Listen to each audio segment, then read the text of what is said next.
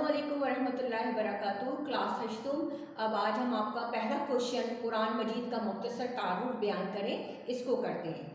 رب اشرح لی صدری ویسر لی امری واحلل عقدۃ من لسانی یفقہوا قولی۔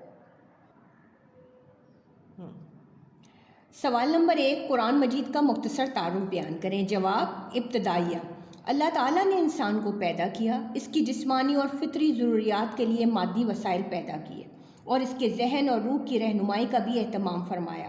خود انسان کو خیر و شر میں فرق کرنے کی صلاحیت اور ضمیر کی آواز عطا فرمائی۔ اس کے علاوہ اللہ نے انسان کی کامل رہنمائی کے لیے انبیاء کرام مبعوث فرمائے اور ان پر کتابیں نازل فرمائیں۔ ہمارے نبی صلی اللہ علیہ وسلم حضرت محمد صلی اللہ علیہ وسلم اللہ کے آخری نبی ہیں۔ اللہ نے آپ صلی اللہ علیہ وسلم پر قرآن مجید نازل فرمایا۔ یہ اللہ کی آخری کتاب ہے، تمام بنی نوع انسان کے لیے ہدایت کا دائمی ذریعہ ہے اور تمام سابقہ آسمانی کتابوں کی تصدیق کرتا ہے۔ قرآن کے معنی و مفہوم۔ لفظ قرآن قرات سے مشتق ہے، اس کے معنی پڑھنے کے ہیں۔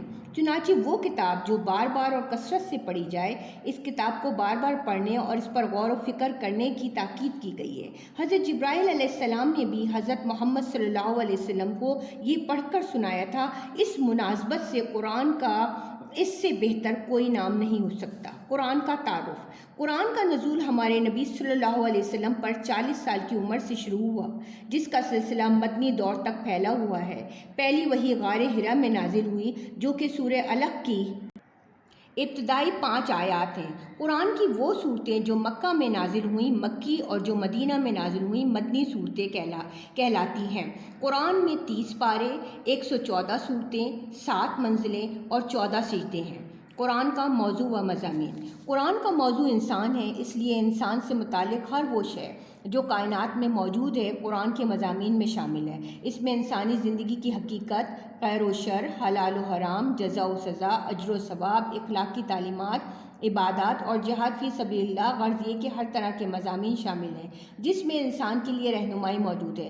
قرآن میں درس عبرت کے لیے قوموں کے عروج و زوال کو بیان کیا گیا۔ اس کے علاوہ آداب معاشرت اور اچھی تہذیب کے اصول بیان کیے گئے۔ کائنات اور سائنسی حقائق کو کھول کر بیان کیا گیا۔ قرآن مجید کی چند خصوصیات۔ مقدس کتاب۔ قرآن مجید اللہ کا خاص کلام ہے جو لوح محفوظ میں محفوظ ہے، آخری آسمانی کتاب۔ جس طرح نبی کریم صلی اللہ علیہ وسلم اللہ کے آخری رسول ہیں، اسی طرح ان پر نازل کردہ کتاب قرآن مجید بھی اللہ کی آخری کتاب ہے۔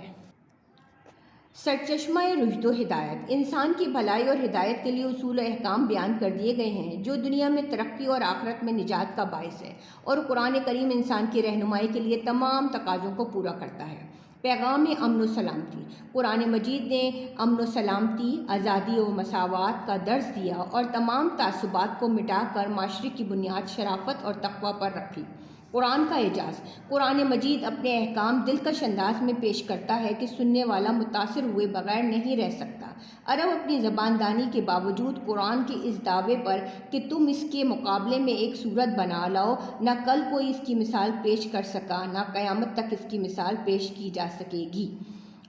محیمن، محافظ و نگہبان۔ پچھلی آسمانی کتابوں میں جو ہدایات و تعلیمات اصلی حالت میں محفوظ نہ رہ سکیں، انہیں قرآن مجید نے اثر نو بیان کر محفوظ کر دیا۔ یہی وجہ ہے کہ قرآن کی تعلیمات پر پورے اعتماد کے ساتھ ہر زمانے میں عمل کیا جا سکتا ہے۔ ارشاد ربانی ہے، اور تمہاری طرف ہم نے یہ کتاب نازل کی ہے، یہ حق لے کر آئی ہے۔ اس سے پہلے جو آسمانی کتابیں آئیں ان کی تصدیق کرنے والی ہے اور ان کی محافظ اور نگہبان ہے۔ سورہ مائدہ آیت نمبر 48۔ فرقان۔ قرآن کریم حق و باطل، نیک و بد میں فرق کرنے والا کلام ہے۔ ارشاد باری تعالیٰ ہے، بہت ہی بابرکت ہے وہ جس نے اپنے بندہ پر فیصلے کی کتاب قرآن مجید نازل کی تاکہ اہل علم کو متنبہ کر سکے۔ تضاد سے پاک۔ قرآن کریم آخری آسمانی کتاب ہے جس کی دنیا میں پائے جانے والے نسخوں میں کوئی تضاد یا اختلاف نہیں ہے۔ ارشاد باری تعالیٰ ہے، اگر یہ اللہ کے سوا کسی اور کی طرف سے ہوتا تو اس میں یقیناً بہت سے اختلافات پائے جاتے۔ عالمگیر کتاب۔ کسی بھی آسمانی کتاب نے عالمگیر ہونے کا دعویٰ نہیں کیا، مگر قرآن کریم یہ دعویٰ کرتا ہے کہ یہ تمام بنی نوع انسان کی ہدایت کے لیے نازل ہوا ہے۔ قرآن سے پہلے جتنی آسمانی کتابیں تھیں وہ محدود علوم کی حامل تھیں، جبکہ قرآن میں تمام علوم جمع کر کے اسے جامع ابدی دستور حیات کی حیثیت دے دی گئی ہے۔ سورہ یوسف میں ارشاد ہوا ہے کہ یہ کتاب تمام جہانوں کے لیے نصیحت ہے۔ حرف آخر، اللہ جس طرح اپنی ذات میں لامحدود ہے اسی طرح نازل کردہ اس کی یہ کتاب دینی و دنیاوی علوم کے لیے لامحدود ہے۔ یہ معلومات کا خزینہ ہے، اس میں باتیں وضاحت کے ساتھ بیان کر دی گئی ہیں جن کا جاننا انسان کے لیے بہت ضروری ہے۔ الحمدللہ بیٹا ہماری ابھی مکمل ہو گئی ہے، آپ کا یہ کوشچن مکمل ہو گیا۔ قرآن مجید کا مختصر تعارف بیان کریں۔ آپ کو جیسے کہ بورڈ پہ بتایا تھا کہ صفحہ نمبر 95 سے 98 تک ہے، آپ سبق کی ایک دفعہ بلند خوانی کریں گے اور اس میں وہی سارے ٹاپکس دیے گئے ہیں جو کہ آپ کے لیسن میں تھے۔ والسلام علیکم ورحمۃ اللہ وبرکاتہ۔